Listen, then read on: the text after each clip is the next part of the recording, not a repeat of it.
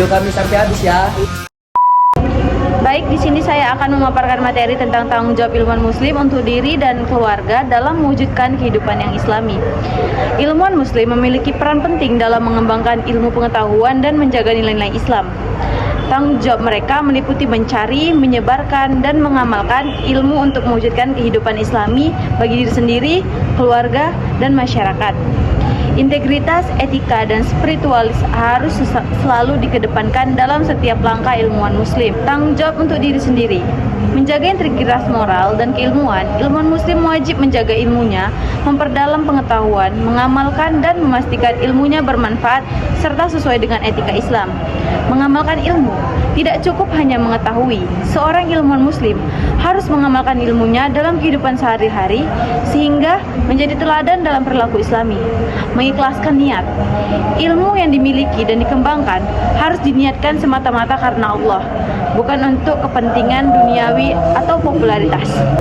Saya akan melanjutkan materi dari teman saya, yaitu tanggung jawab untuk keluarga. Yang pertama tuh menjadi teladan.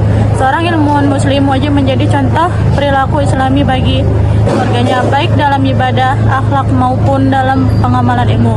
Yang kedua itu adalah mendidik anggota keluarganya mereka.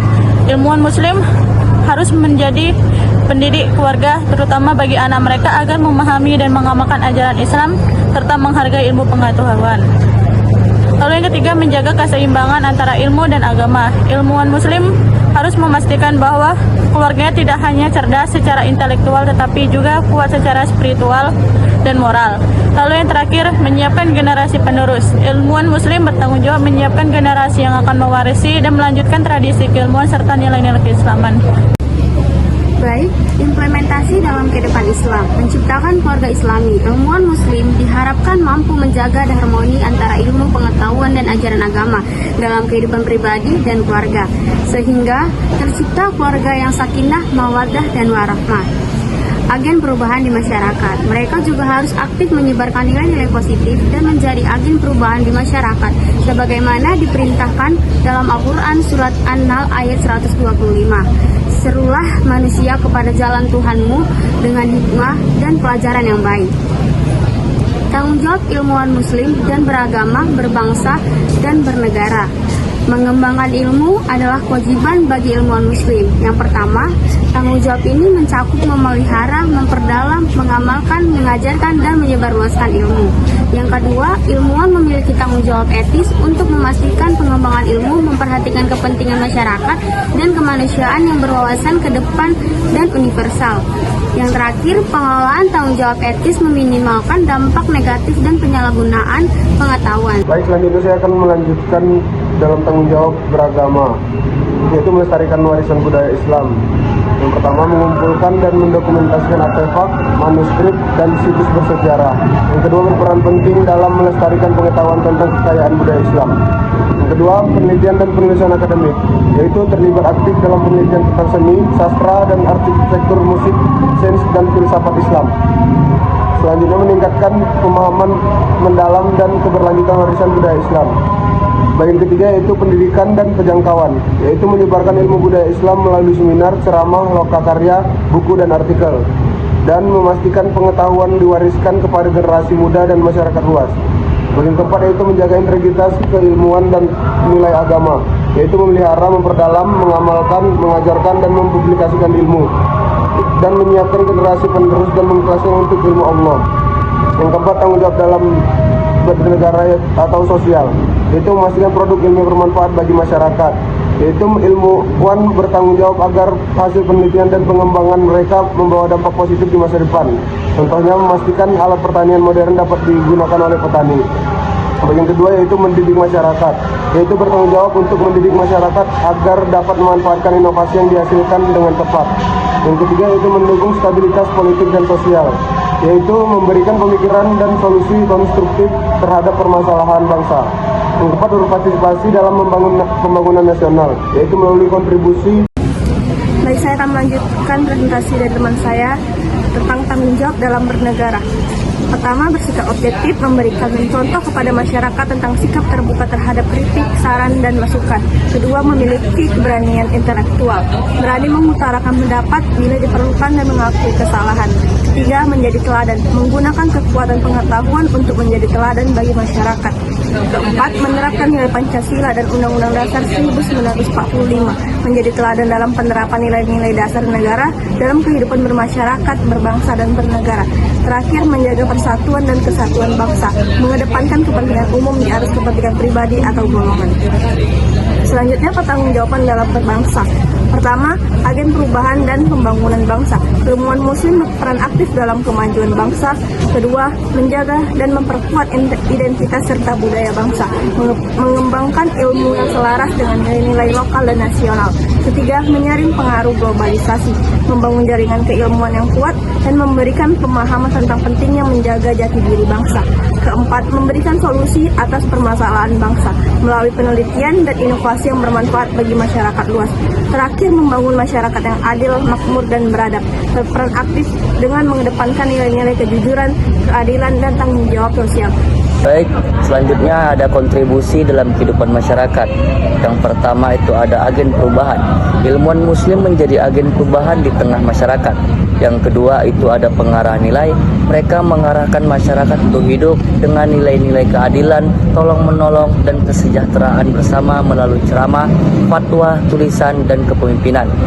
Yang ketiga itu ada pendorong sistem ekonomi Islam, mendorong implementasi zakat, wakaf, dan sistem muamalah untuk mewujudkan masyarakat yang seimbang secara ekonomi dan spiritual. Ya, yang terakhir itu ada contoh implementasinya. Syekh Nawawi Al-Batani membimbing masyarakat Jawa dalam memahami Islam yang rahmatan lil alamin. Kontribusi dalam kehidupan umat. Yang pertama yaitu menyatukan umat. Ilmuwan Muslim memiliki peran utama dalam menyatukan umat Islam yang beragam. Yang kedua yaitu mengajarkan ukhuwah Islamiyah. Mereka mengajarkan pentingnya ukhuwah Islamiyah atau persaudaraan sesama Muslim dan mendorong dialog lintas mazhab. Yang ketiga yaitu membina generasi. Melalui pendidikan berbasis pesantren dan madrasah, mereka membina generasi umat yang cerdas, intelektual, kuat, spiritual, dan berakhlak mulia. Dan yang terakhir yaitu fokus pada ilmu bermanfaat. Imam Al-Ghazali menekankan pentingnya ilmu yang membawa manfaat bagi umat, bukan sekadar pengetahuan duniawi. Lalu selanjutnya yaitu kontribusi dalam kehidupan bangsa. Yang pertama yaitu membangun nasionalisme Islam. Para ilmuwan Muslim turut membangun semangat nasionalisme yang tidak lepas dari nilai-nilai Islam.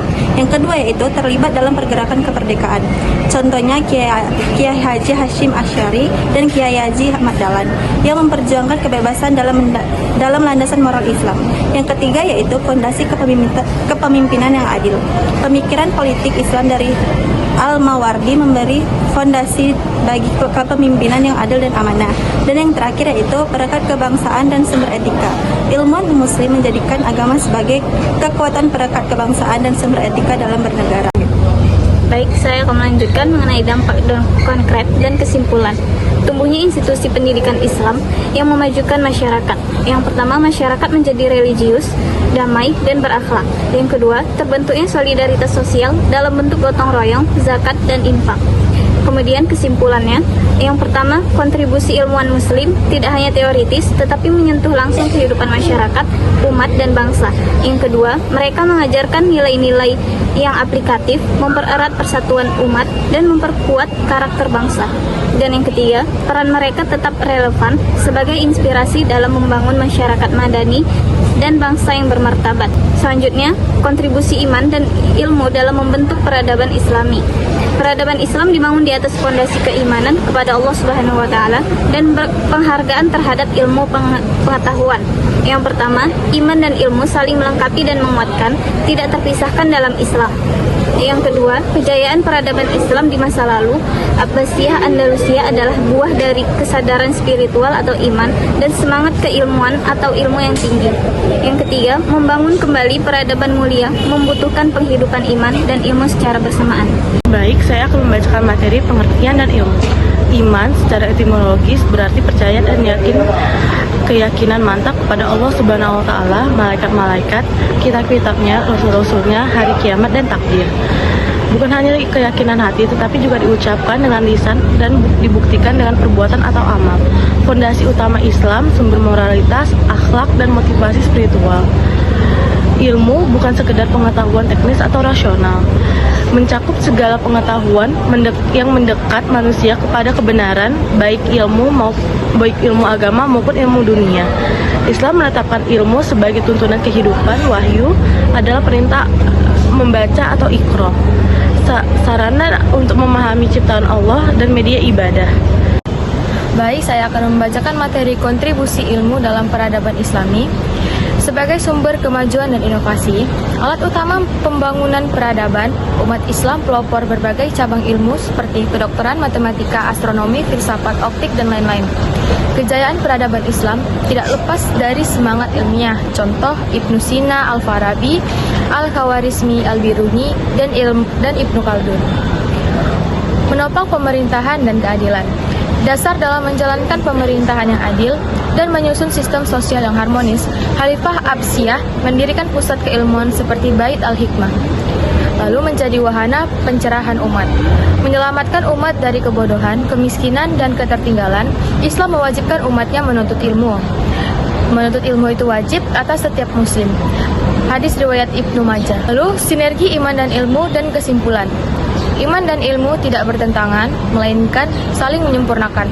Ilmu tanpa iman bisa menyesatkan, iman tanpa ilmu bisa melahirkan fanatisme buta. Allah akan meninggikan orang-orang yang beriman di antara kamu dan orang-orang yang diberi ilmu pengetahuan beberapa derajat. Quran Surah Al-Mujadilah ayat 11. Ulama klasik seperti Imam Al-Ghazali dan Ibnu Rushd adalah contoh sinergi ini. Keimanan berdasarkan ilmu dan ilmu diarahkan oleh iman.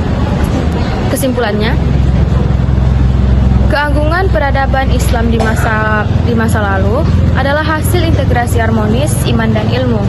Peradaban salah satu pilar menyebabkan kehancuran peradaban.